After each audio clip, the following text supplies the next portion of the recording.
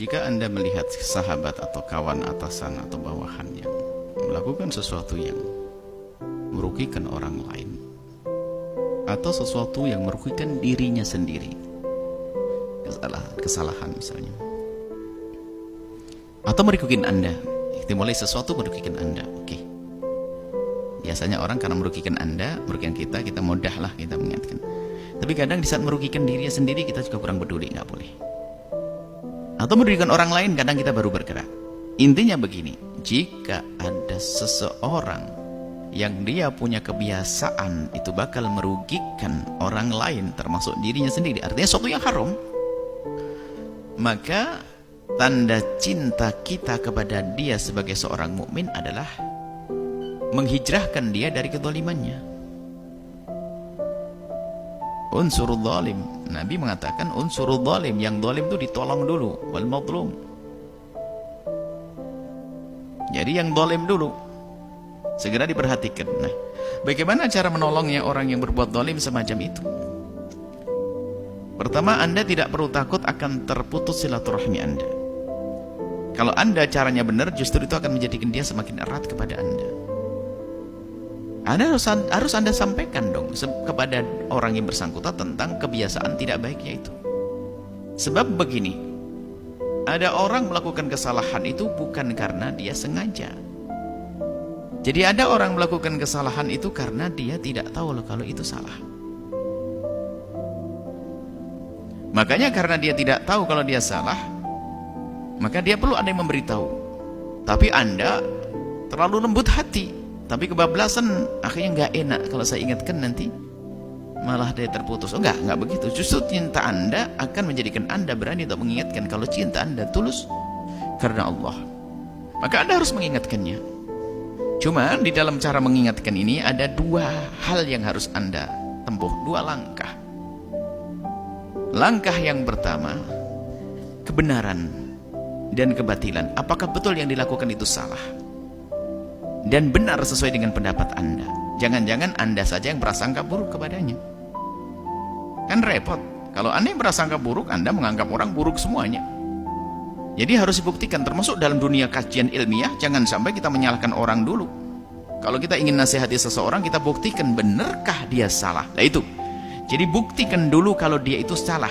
Dengan Anda merenung, Anda berpikir dia benar salah menurut pemahaman saya yang sudah saya renungi. Baik. Ini baru langkah pertama. Jangan Anda buru-buru mengingatkannya. Waktu Anda mengingatkannya ternyata nggak salah, itu kan repot begitu. Langkah pertama adalah Anda harus tahu betul kalau dia adalah salah. Kemudian setelah itu baru langkah berikutnya. Langkah berikutnya apa?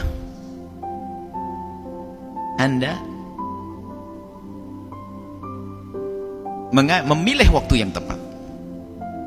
Jadi setelah Anda tahu dia adalah salah, baru langkah berikutnya. Ini langkah berikutnya itu ada 2 poin. Langkah berikutnya, pertama harus buktikan dulu kalau dia salah dan dia zalim, dia nggak benar, itu harus dulu, jangan sampai salah.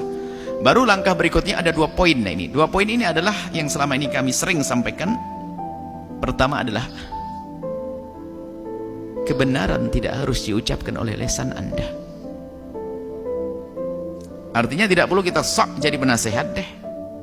Yang penting kebenaran nyampe kepadanya.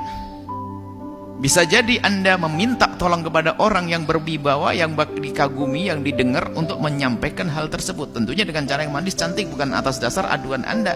Sebab kalau orang yang nggak bijak malah mengadu antara Anda dengan dia. Jadi kebenaran tidak harus diucapkan oleh lisan Anda. Ingat. Kadang-kadang kita itu ingin meluruskan orang itu, kadang-kadang harus saya. Oh enggak. Bahkan kadang Anda tidak harus pakai tutur kata. Anda cukup menulis surat cinta kepada sahabat kasih, sahabat baik Anda. Wahai saudaraku tercinta yang sangat baik, aku ingin bahwasanya persahabatan ini adalah dunia akhirat, dan mohon doakan saya terus. Dan tolong suatu ketika nanti kalau aku melakukan kesalahan, wajib bagimu untuk mengingatkan saya tanda cintamu kepada saya. Ini muqaddimah. Dan juga saat ini aku akan menghadiahkan cinta untukmu wahai sahabatku. Mohon dilihat ini sebagai tanda kasih sayangku. Baru menuliskan kalimat yang baik.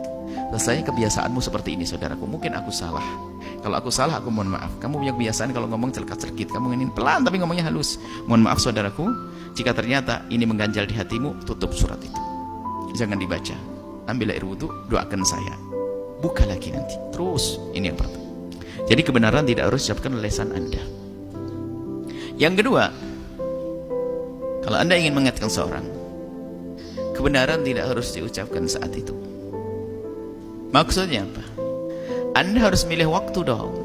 Kalau memang Anda yang harus menyampaikannya, jangan dia lagi penat, lagi mikir utang, lagi Anda tiba-tiba ngingetin dia, wah Anda bisa dilempar gelas nanti. Anda cari waktu yang tepat, duduk dengan dia, makan bersama, traktir, lagi nyantai, baru itu setelah itu Anda minta maaf, saudaraku boleh saya ngomong sebentar aja. Di sela-sela keindahan kita saat ini, kita lagi nyantai. Mohon apa sih? Ini jangan marah ya, ini cintaku, ini tanda sayangku loh. Bener loh ya, mohon maaf sebagainya. Baru begitu, ambil waktu yang tepat. Dan metode dan cara ini berlaku untuk siapapun. Untuk nasihati siapapun. Baik, ini saja insya Allah. Baru setelah itu insya Allah Anda tidak akan putus silaturahmi dengan orang tersebut, dan insya Allah sampai hajat Anda. Kalau belum tersampaikan pesan-pesan Anda dan hajat Anda, maka ketahuilah Allah Maha Tahu, Allah sudah memberikan pahala kepada Anda